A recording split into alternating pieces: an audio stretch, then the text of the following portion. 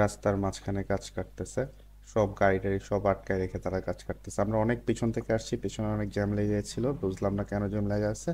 একদম সামনে এসে দেখলাম যে তারা এখানে গাছ কাটতেছে, তো আমরা বাইক হওয়ার কারণে এগিয়ে আসছি। যে গাছ কাটা শেষ, আমরা আগাই যাই আস্তে আস্তে।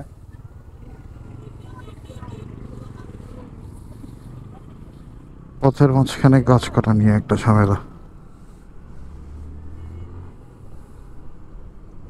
তো আমরা এখন যাচ্ছি ব্রাহ্মণবাড়িয়া। রোডটা মোটামুটি ভাঙা ছিল। এখনো 45 কিলো বাকি ব্রাহ্মণবাড়িয়া আমাদের থেকে।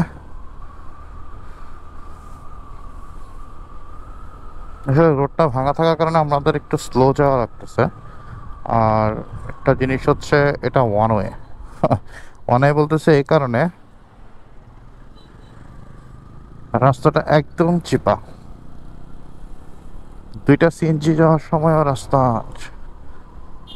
ঝামেলা করে যেতে হয়।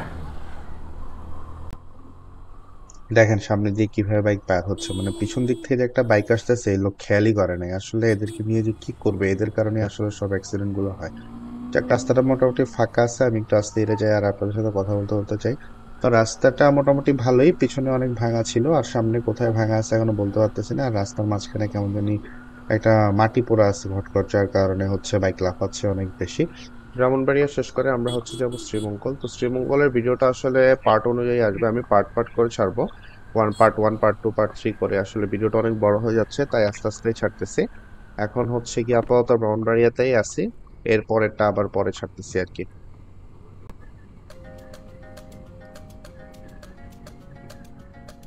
ওখানে আমাদের আসলে একটা আজকে প্রোগ্রাম আছে, তো আমরা টোটাল অলমোস্ট প্রায় 14টার মতো বাইক যাচ্ছি।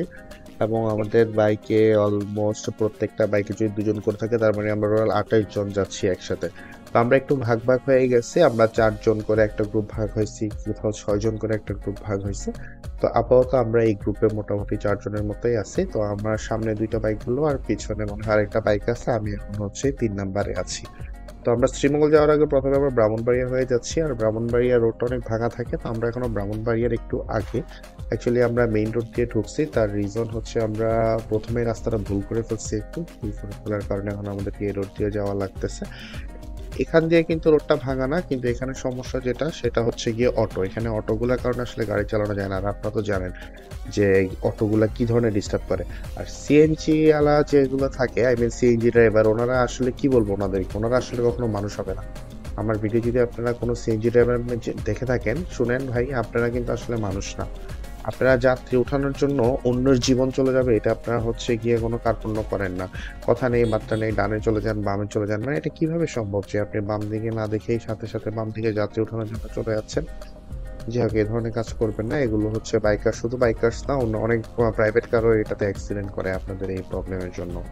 তো এখনো আমাদের প্রায় 35 কিলোর মতো যাওয়া লাগবে ব্রাউনবাড়িয়া যেতে হলে। সামনে কুয়াশা দেখতে পাচ্ছি, তো আপাতত এখানেই থাকি। আল্লাহ হাফেজ।